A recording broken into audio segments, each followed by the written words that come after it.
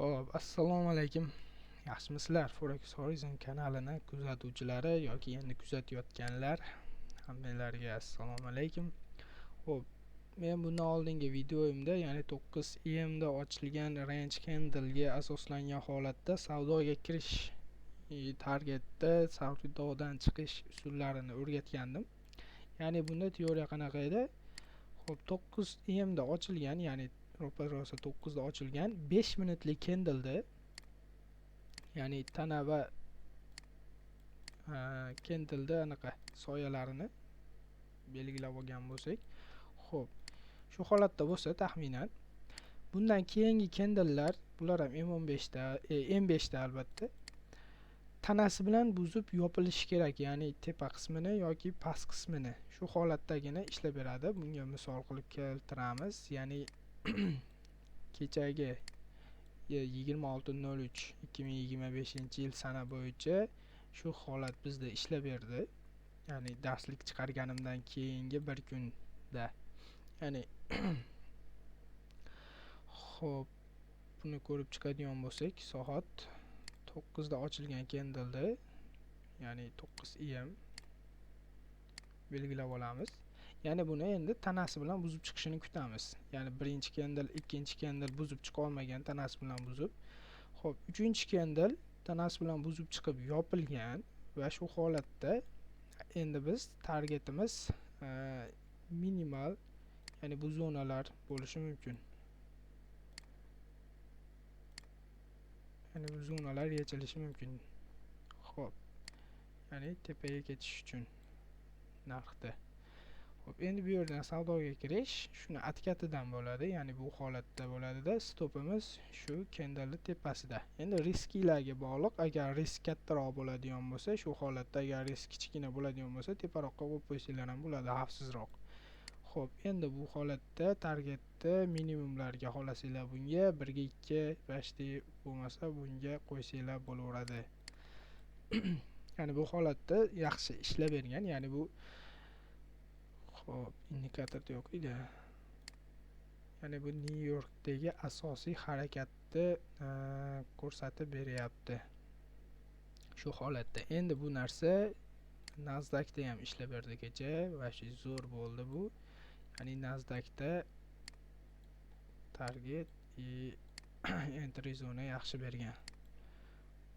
Xo'p, M5 da ochadigan bo'lsak, ya'ni bizda soat 9 da ochilgan candle, ya'ni bu qora candle. Xo'p, buni belgilab oladigan bo'lsak, ya'ni 1 2 ikkita candle ichkarisida yopilyapti range bo'lib, buni buza olmayapti va uchinchi candle pastga buzib o'tdi. Xo'p, ya'ni bu yerdagi minimumlarni ham yechdi, qo'shimchasiga yana bitta tasdiq. Xo'p, endi bu holatda bizda entryga razvorot qilib o'sha joyga keldida, bizda xohlasanglar bu yerda, xohlasanglar hayda tepasida. Endi bizda gap bor edi, ishlayotganlar biladi. Ya'ni bu yerda menda FV ga ko'rsatadi.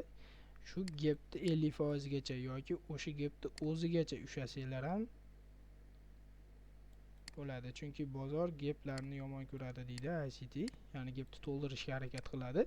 Ya'ni bu holatda bunaqa entry vobshe zo'r bo'lardi, lekin buni M15 da ko'rsak ham bo'ladi adashmasam.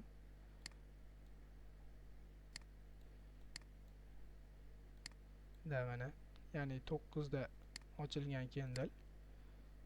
Ya'ni bu va uni 9:15 daga ochilgan candle to'liq yopib ketdi-da, 9:30 da ochilgan M15, ya'ni 15 minutlik candle yopib atkatidan silkirsanglar bo'lardi. Ya'ni shu holatda target aniq bo'lsa albatta. Ya'ni bu yerdagi minimumlarga qo'yishinglar ham bo'lardi. 1 ga 3, 1 ga 4 yo 1 ga 5. Agar gap ochiq bo'ladigan bo'lsa, gapni to'ldirish uchun bozor albatta kelib beradi. Endi bundan keyingi holat katta ehtimol tepaga qarab harakatlanib ketamiz. Xo'p, ya'ni bu teoriya Nasdaq uchun chiqarilgan bilasizlar, Nasdaq New Yorkda yaxshi harakat qilib beradi. No, hozir Goldda ham yaxshi ishlab beryapti. Gold kuzatdim, backtesting qildim. Gold bilan Nasdaq ikkalovsida ham ishlatsa bo'ladi deb o'ylayman hozir bu narsani. Ikkovida ham yaxshi atrobotga beryapti. Xo'p, Instagram Reels'da ko'rayotganlar, YouTube'da ko'rayotganlar o'sha описаниyaga yokida o'sha kanalda biosiga Telegram kanal linkini joylab beraman. O'shadan qo'shilib Telegramga o'tib olsanglar bo'ladi. Ya'ni bizada CRT, Fibonacci 1618 modellari bo'yicha yaxshi savdolar olib boramiz. O'shaqa tekin entry'lar bo'lsa kun davomida o'sha kanalga joylab boraman. Xohlovchilar uchun qo'shilib bemalol ishlasanglar bo'ladi. Hammaga rahmat. Sizlar bilan Forex Horizon kanali bo'ldi.